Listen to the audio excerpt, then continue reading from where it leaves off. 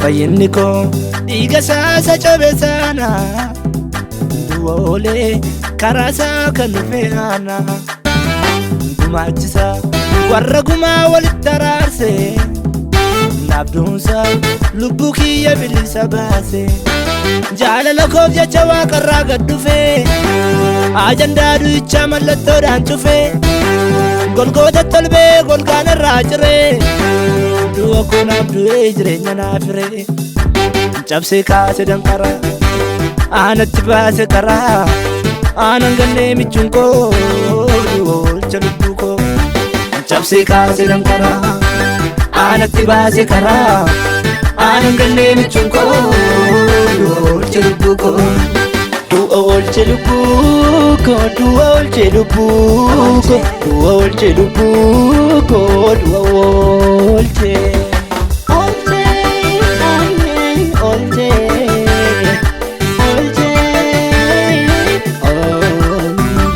tola sana deessa hundumatti ol kaase abdii koosa kufaa isa lafaa kaase faana konaaftee dubarkaa na baase mul'ata dhokata suuqachi ati baase yoo tola isaa malee hin qabuun badasaa hundumaan na sooree ulfaataa barruunsaa xinnaa koo isatu hidhee baay'ise jiina tokko hunda afaan qabachiise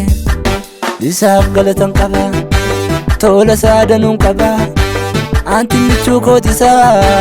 maqaasaa na weeddisa isaaf galatan qaba tola isaa danuun qaba anti michuu kootisaa maqaasaa na weeddisa galatan qabani galatan qaba galatan qabani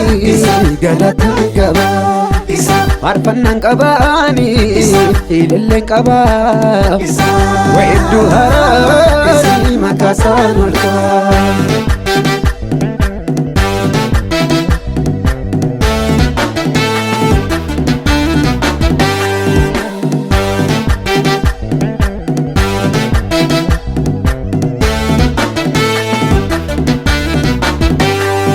Jinjiraachuu isaan argee ofirraatti karaa isaan ulfinaan jiraadhe marraatti yoo gaarummaa malee naaf hin goone yaama taasanatti hin taane minnoo akka namaa isa itti firoomeen isa jinjiraadha beeleennee baddu barruu sarraa nyaadha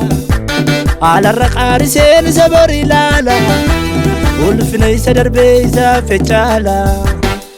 anabdiin qaba darbee jiraachuuf anabdiin qaba anabdiin qaba dhaalicha dhaaluuf anabdiin qaba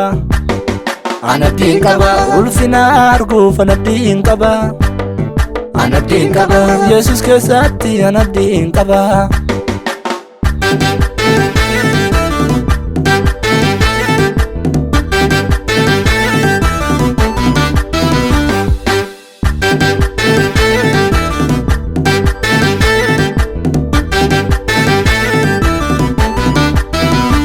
goota duwwacheesee kan addunyaan beeku billaa qara lamaan kan dhaloota eeku isa du'aaf du'e injifatee kee Yesus Kiristoosin kana siin nagee mudhii koo qabadhee ani isaafan sirba waan homaan baafneefuu dhaloonni wal jibba dhaala isa caalu isa tannaa kaa'e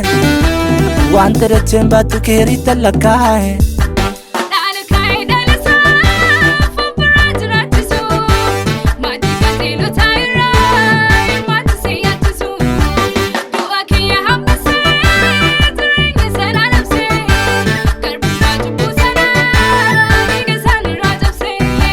dhaala kaa'ee dhalasaa fobbiraa jiraachisuuf